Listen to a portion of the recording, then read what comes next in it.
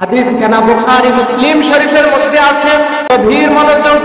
عن ابي هريره رضي الله تعالى عنه قال اتى اعرابي النبي صلى الله عليه وسلم।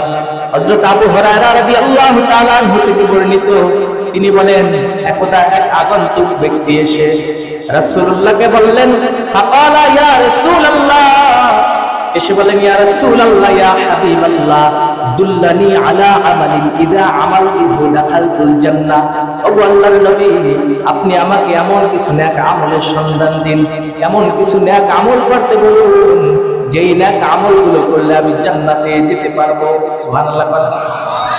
আল্লাহর নবী বললেন, ক্বালা তা'বুদুল্লাহ ওয়া লা তুশরিকু বিহি শাইআ।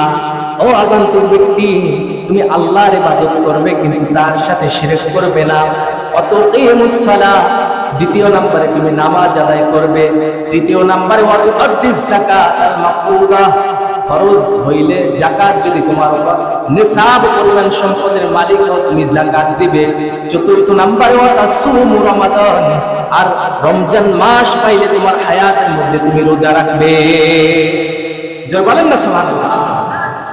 ক্বালা ওয়াল্লাযী নাফসি বিয়াদি, ওই আগন্তুক সাহাবী বললেন, ইয়া রাসূলুল্লাহ, সে মহান মালিকের কসম যার হাতে আমার জীবন রয়েছে, যার হাতে আমার আত্মা, যার হাতে আমার হায়াত রয়েছে, সে আল্লাহর কসম, ওয়াল্লাযী নাফসি বিয়াদি লা আযীদু ওয়া লা আনকুসু, আপনি যতটুকু নেক আমলের সন্ধান দিলেন এর থেকে আমি একটু বাড়াইয়াও করব না, কমাইয়াও করব না।